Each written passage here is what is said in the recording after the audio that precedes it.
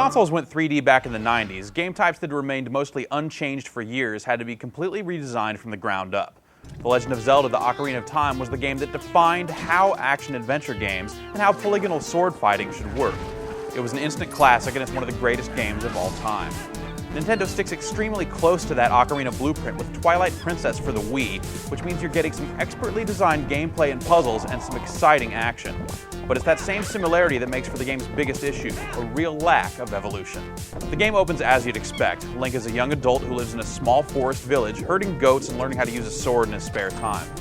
Just as he's to leave town and head to Hyrule Castle to deliver a gift to some princess named Zelda, all heck breaks loose. Darkness is sweeping over the land, and it's going to do so quite literally this time around. Parts of the kingdom are covered in eternal twilight, and this dark realm causes Link to transform into a blue-eyed wolf. It's here that you meet up with Midna, an impish little shadow world creature who will act as your guide through much of the game, pointing out items of interest and giving you hints in a few situations. Your first goal is to simply clear the twilight from the land and restore it to its normal state, freeing its inhabitants. But this is really just the game's first act. Before it's over, you'll be traveling back and forth between light and shadow, collecting a mess of items, stomping through temples and dungeons, and obviously, saving the entire world from evil. It's hard to view Twilight Princess as some sort of technical masterpiece, but from an artistic perspective, this game really looks terrific. A large part of that is due to the way the shadow world and its trappings look. When you change forms or teleport, Link gets broken up into these cool black squares that reform in your new shape or location. It's a really neat effect that stays cool from start to finish. Speaking of start to finish, Twilight Princess is much longer than the average action-adventure is these days. You can expect to spend somewhere around 35 or 40 hours playing this before you'll finish it, though if you take time out for the many different side quests and mini-games, that number continues to go up. While you can earn item upgrades by completing some of these side tasks, none of them are very useful.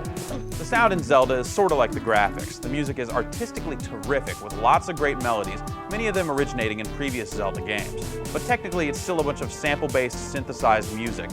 Considering that the Wii is the system that finally gives Nintendo a more standard format with more room for data, and considering the standards for video game music these days, it's surprising that this game wasn't given a full orchestral treatment. The same can be said for the way the game tells its story. The entire game is done in text. At this point, that's practically ancient. Maintaining Link's silence is one thing, and sure enough, he doesn't have any lines of dialogue in the game. But in this day and age, everyone else in this game should speak. Buttoning your way through pages of dialogue during cutscenes is pretty disappointing. The unique features of the Wii controller come into play in a few different ways. Mainly, you use the Wii remote to attack. By shaking the remote, you swing your sword.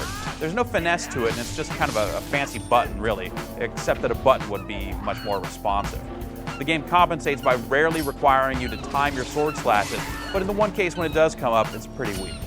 You'll also do spin attacks by shaking the nunchuck, and anything that requires you to aim can be done using an on-screen reticle by aiming with the Wii remote, which usually works pretty well. The speaker on the Wii remote is used a lot too.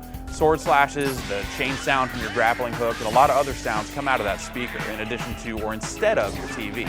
It's a neat idea, but the speaker on the Wii remote is really cheap sounding, so everything is tinny and distorted. On top of that, sometimes the sound doesn't play or cuts out halfway through or gets all staticky, so in the end it comes off as kinda lame. Overall, Twilight Princess is a great game that anyone considering buying a Wii should definitely check out. It's got a ton of that classic Zelda feel, but maybe it has a little too much of it for its own good. You'll love the game's great design and puzzles, but you'll probably also have the feeling that it could have been so much more with some presentational additions.